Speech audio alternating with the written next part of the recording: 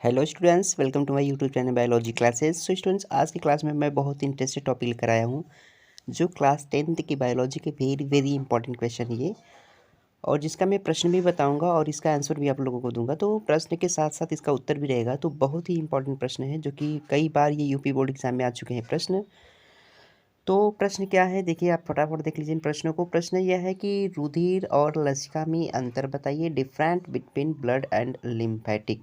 मतलब यहाँ पे रुधिर और लसिका में अंतर जो है कहीं ना कहीं आपके लिए बहुत ज़्यादा इंपॉर्टेंट होने वाला है, क्योंकि ये जो टॉपिक है ये मोस्टली 2 नंबर में आपके आते ही आते हैं। तो यहाँ से आप 2 नंबर अपना कंफर्म करिए, तुरंत कॉपी कलम लेकर के इसको नोट कर लीजिए। तो चलिए बिना समय बर्बाद किए मैं आपको बता देना चाहता हूँ कि रुधिर और लसिका में क्या अंतर है। तो सबसे पहले अगर हम बात करेंगे रुधिर और लसिका में अंतर की, तो देखिए जो रुधिर और लसिका में अंतर की बात करें तो यहाँ पे हमें समझना है क्या है। तो आप इसमें 2 कॉलम बनाएंगे और एक साइड आप क्या लिखेंगे, रुधिर लिखेंगे, और दूसरे साइड क्या लिख देंगे, लसिका। रुधिर को इंग्लिश में क्या कहते हैं, ब्लड्स कहते हैं, और लसिका को इंग्लिश में क्या कहते हैं, लिम्फ कहते हैं। तो इन दोनों में क्या अंतर है, बेसिकली ये टॉपिक काफ़ी इंपॉर्टेंट होने वाली है। तो यहाँ मैं बता दूँ आप लोगों को कि रुधिर और लसिका में क्या अंतर होते हैं, ठीक है।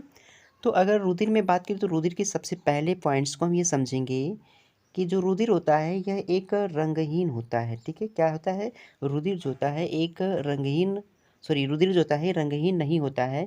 इसका रंग कैसा होता है, तो इसका रंग जो होता है लाल होता है, ठीक है। मतलब ये है कि ब्लड जो होता है, ब्लड का कलर कैसा होता है, ब्लड का कलर कैसा होता है, वो रेड कलर का होता है। ब्लड जो होता है वो लाल रंग का होता है, ये रंगहीन नहीं होता है।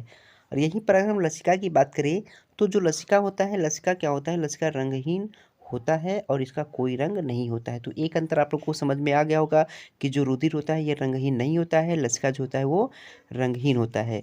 रुधिर कैसे होते हैं, तो लाल होते हैं, और लसिका का कोई रंग नहीं होता है, ठीक है। इसलिए इसको क्या कहते हैं, रंगहीन कहते हैं।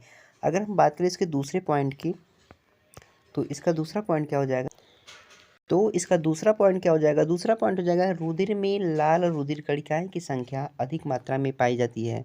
अर्थात कहने का मतलब है कि जो ब्लड होते हैं, ब्लड में आरबीसी की जो मात्रा होती है, आरबीसी का मात्रा ज़्यादा मात्रा में क्या होता है, ये पाए जाते हैं। यानी लाल रुधिर कणिका का मतलब, तो लाल रुधिर कणिका का मतलब आरबीसी। आरबीसी जो होते हैं ये ब्लड में ज़्यादा मात्रा में पाए जाते हैं। जबकि लसिका में बात करेंगे तो लाल रुधिर कणिकाएं की संख्या क्या होती है, बहुत कम मात्रा में पाए जाते हैं। तो दूसरा पॉइंट यहाँ पे क्या बता देंगे कि आरबीसी में, मतलब जो आपका ब्लड है, ब्लड में आरबीसी की मात्रा ज़्यादा पाई जाती है, और लसिका में आरबीसी की मात्रा क्या होती है, कम होती है, ठीक है। दोनों पॉइंट आपको समझ में आ गया। पहला पॉइंट आपने क्या बता दिया, तो पहले पॉइंट में हम ये समझ लेंगे कि जो ब्लड होता है, यानी जो रक्त होता है, रक्त जो होता है ये रंगहीन नहीं होता है, अर्थात इसका जो रंग होता है वो लाल होता है, ठीक है। तो यहीं पर लसिका में क्या बताएंगे, लसिका जो होता है ये रंगहीन होता है, और इसका जो कलर होता है वो कोई कलर नहीं होता है, ये रंगहीन होता है, ठीक है। और दूसरा अंतर क्या बताएंगे, आरबीसी जो होता है इसमें, सॉरी, जो ब्लड होता है, ब्लड में आरबीसी की मात्रा ज़्यादा होती है, और लसिका में आरबीसी की मात्रा क्या होती है, कम होती है, ठीक है। तो ये 2 पॉइंट आपको समझ में आ गए होंगे। और हम इसकी बात करेंगे तीसरी पॉइंट की। तो तीसरा पॉइंट बताएंगे कि रुधिर में श्वेत रुधिर कणिकाएं की संख्या की मात्रा क्या होती है, कम होती है, और लसिका में श्वेत रुधिर कणिकाएं की मात्रा क्या होती है, अधिक होती है। मतलब यहाँ पे जस्ट ये कह रहा है कि जो आपका डब्ल्यूबीसी है, डब्ल्यूबीसी जो ब्लड होता है, यानी रक्त जो होता है, रक्त में डब्ल्यूबीसी की जो मात्रा है वो कम होती है, जबकि लसिका में डब्ल्यूबीसी की मात्रा क्या होती है, ज़्यादा होती है। कहीं ना कहीं आरबीसी का क्या है, ये उल्टा है। आरबीसी जो होता है ये क्या होता है, तो आरबीसी जो होता है ये रुधिर में ज़्यादा मात्रा में पाया जाता है और लसिका में कम मात्रा में पाया जाता है। ठीक इसी प्रकार से डब्ल्यूबीसी की बात करेंगे तो डब्ल्यूबीसी जो होता है ये रुधिर में क्या होता है, तो ये रुधिर में जो होता है कम मात्रा में पाया जाता है, लेकिन लसिका में जो होता है ये क्या होता है, तो लसिका में ये कम ज़्यादा मात्रा में क्या होते हैं, तो लसिका में ये ज़्यादा मात्रा में क्या होते हैं, पाए जाते हैं, ठीक है। अब हम बात कर लेते हैं इसके अगले पॉइंट की। तो इसका अगला पॉइंट क्या हो, देखिए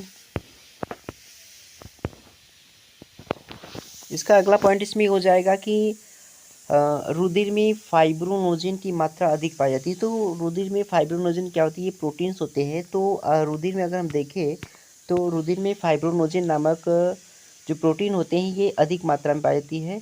और जिससे ये बहुत ही आसानी से क्या कर लेते हैं, थक्का बन जाते हैं। जिससे आसानी से ब्लड का क्या होता है, थक्का बन जाता है। मतलब कि जो ब्लड होंगे, ब्लड में फाइब्रोनोजन नामक जो प्रोटीन होती है ये ज़्यादा मात्रा में पाए जाते हैं, और जिस वजह से ब्लड का थक्का बहुत आसानी से क्या होता है, बन जाता है। अगर हम यहीं पे बात कर लेंगे लसिका में, तो लसिका में फाइब्रोनोजन की मात्रा जो होती है वो कम उपस्थित होती है, और फिर भी ये थक्का जमने की शक्ति इसमें होती है। मतलब इसमें इसकी फाइब्रोनोजन की जो मात्रा होती है वो कम होती है, लेकिन फिर भी इसमें जो थक्का बनाने की जो टेंडेंसी है ये क्या रहती है, कहीं ना कहीं इसमें विद्यमान रहती है। ठीक है, तो ये इसके तीसरे पॉइंट हो जाएंगे। और हम बात कर लेंगे इसके अगले पॉइंट की। तो अगला पॉइंट बता देंगे कि जो रुधिर होता है, रुधिर में क्या होता है, तो रुधिर में प्रोटीन की मात्रा अधिक होती है और लसिका में प्रोटीन की मात्रा क्या होती है, कम होती है। तो आई होप कि आपको सब समझ में आ गया होगा कि रुधिर और लसिका में क्या अंतर होते हैं। तो इसी प्रकार से हम आपको बहुत सारे प्रश्न लेकर आने वाले हैं। आपके क्लास 10th की बायोलॉजी की जितने भी इंपॉर्टेंट क्वेश्चन हैं मैं बारी बारी से करके सब आपको पढ़ा दूंगा। तो यदि आप हमारे चैनल पर नए हैं तो हमारे चैनल को सब्सक्राइब कर लीजिए और वीडियो को अधिक से अधिक शेयर करें, ताकि मैं आपकी बायोलॉजी की जो तैयारी है वो बहुत बेहतर से बेहतर मैं करवा सकूँ। ठीक है, आई होप कि आपको समझ में आ गया होगा कि धमनी तथा रुधिर तथा लसिका में क्या अंतर है। तो चलिए एक बार फिर से पूरी बात को मैं ऐसे ही बता देते हैं। अगर हम बात करेंगे रुधिर तथा लसिका में अंतर, तो रुधिर में बताएंगे कि सबसे पहला रुधिर बताएंगे, रुधिर जो होता है ये रंगीन रंगीन होता है, अर्थात इसके रंग कैसा होता है, लाल होता है।